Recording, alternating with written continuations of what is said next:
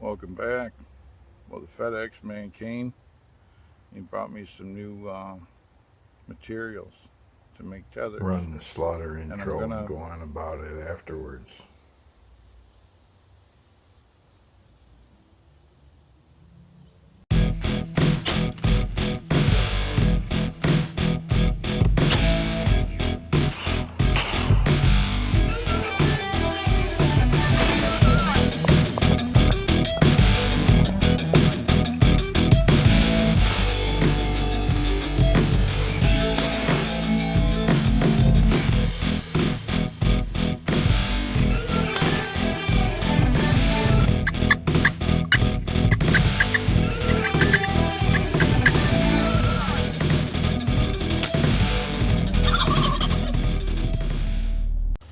So I acquired some Sterling HTP. I got some TRC here. Uh, about a couple Kong Delta links and some webbing. The the Delta links were uh, partially for cost and also for alleviating any concerns of side loading.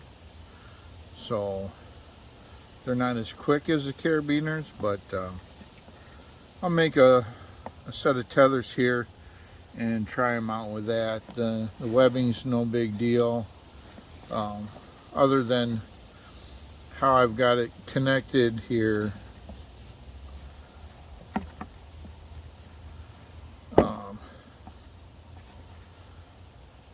I've got to double the loop, so I'm going to add something in here to make sure these stay separate, so distribute the weight a little bit better.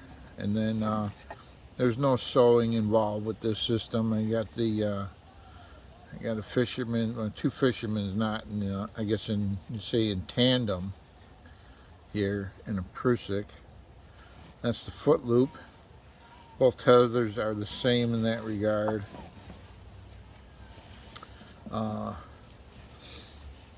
They're a bit long. We'll see that. I'm going to go over there and put it up on the pole and hook up to it and try it a little bit. I have to still get some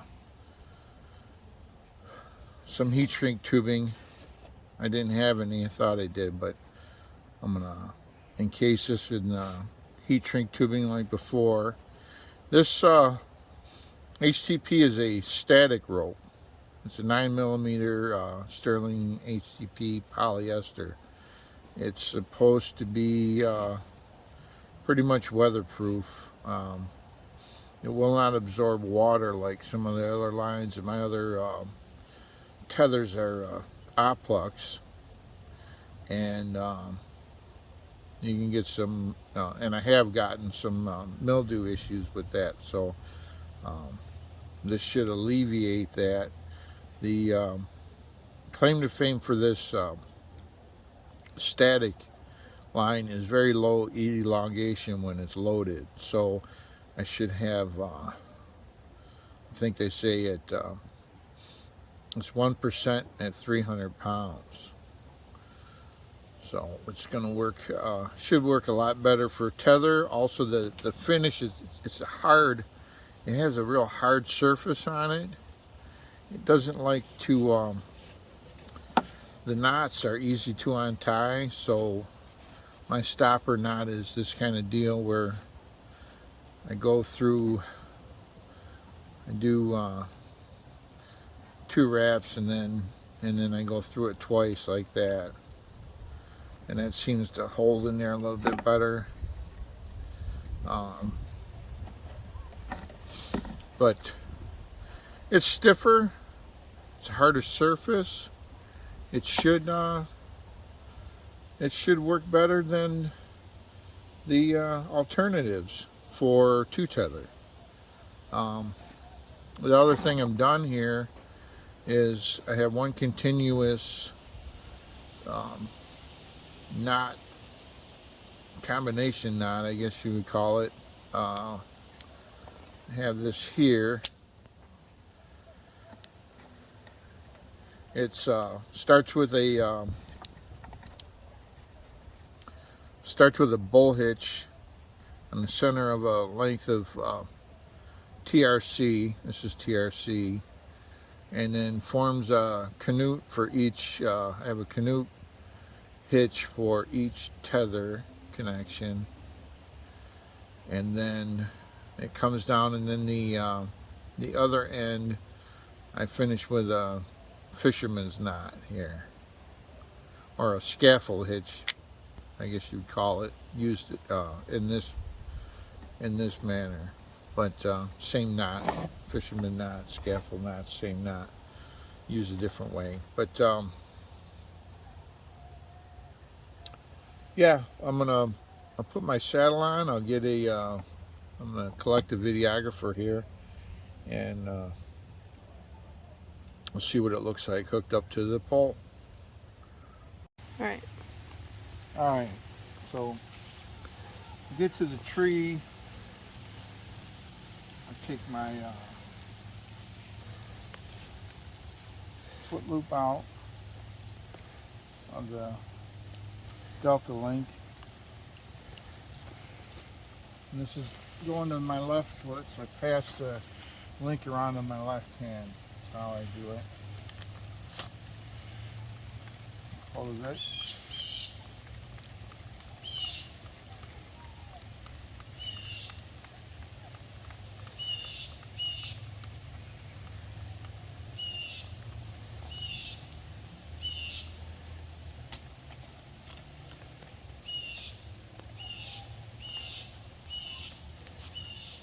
Right out.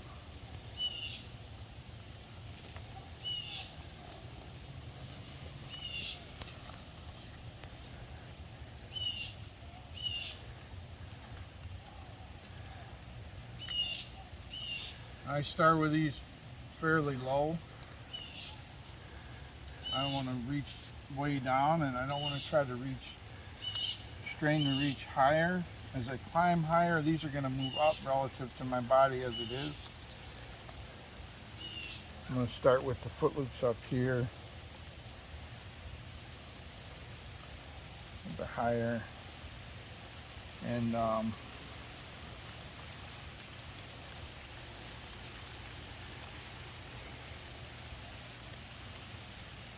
in closer.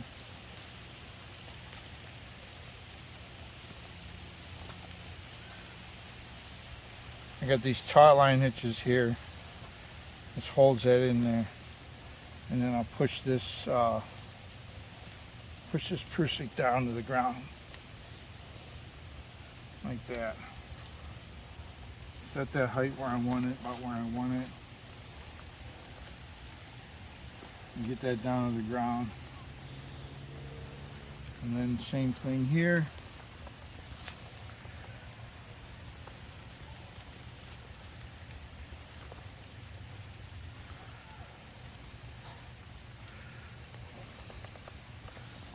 Push it to the ground.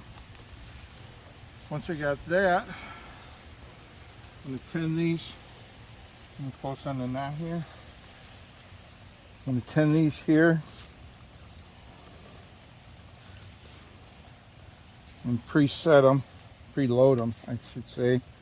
So I'm going to test this upper. How's my weight? Move back out.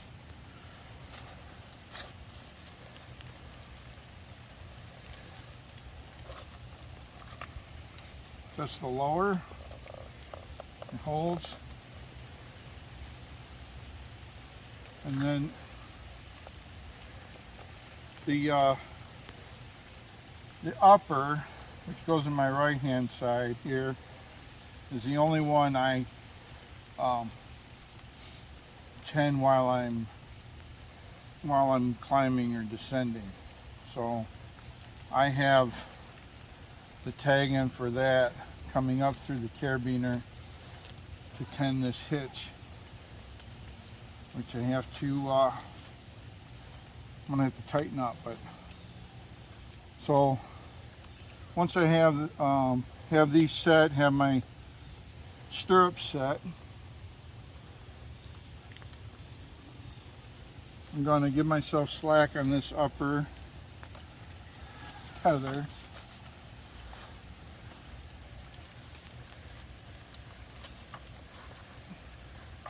So I can step up. And this doesn't impede me. And then just start walking up.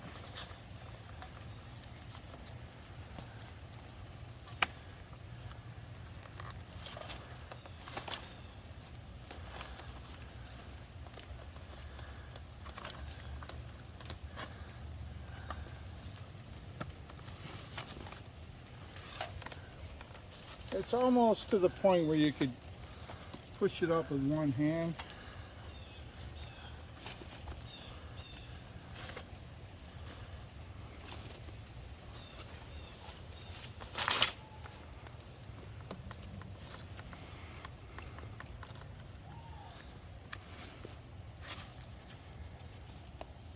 When I get to height, reach in here, turn this hitch such that my feet are at the same height, and then I have a loop where I lock them together. So I use this most of the time without a platform of any kind. I just lock my feet together with a loop, and maybe might involve one of these ends, but for now it seems like it's pretty good. It doesn't, the claim to fame on this HTP is that it doesn't stretch, so it feels like it doesn't stretch as much as the oplux did. Not that that did much, but it's got a harder surface, so it slides better. It's stiffer, so the loops, once I get them open, seem to I'll get this heat shrink on here better. And right now it's sticking in the corner of this delta, but coming back down, I'm gonna get some slack on this upper tether.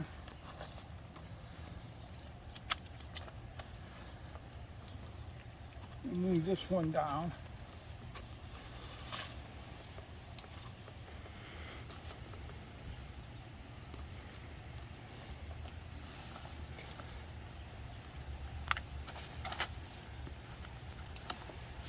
I also need to make a piece for here to keep my gap. But once I'm down, I can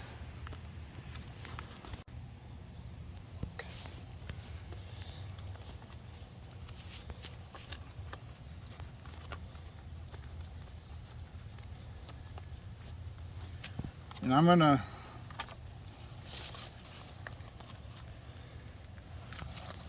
I put the saddle and the tethers on before I walk out. In fact, I put them on in the house and usually drive to where I'm going to hunt, and then I'll put them on there. So I'll leave this hooked up to me here. I'll move the stirrup down near this stopper knot. Same thing here.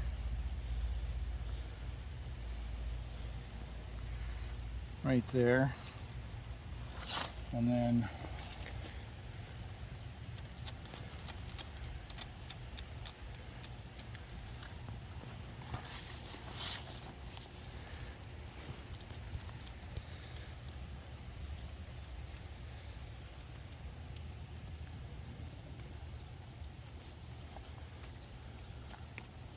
then I take my stirrup, coming closer, and put it up through the delta.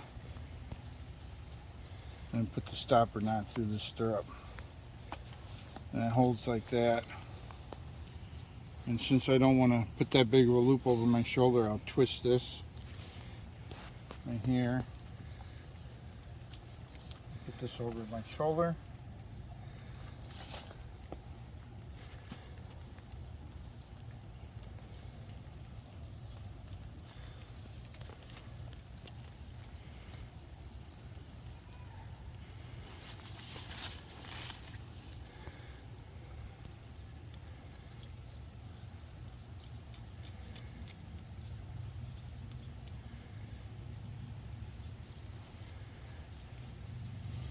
I could use this this loop with this taut line hitch to hold this here too if I wanted, but right now I'm going to go with this. This comes up through.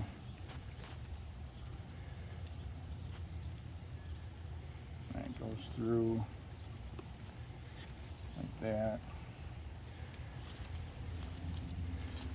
And double a loop. It goes on. And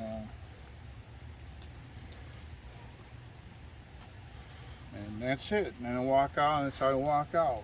It's the whole thing. No rattles, nothing really to snag. Thanks for stopping by.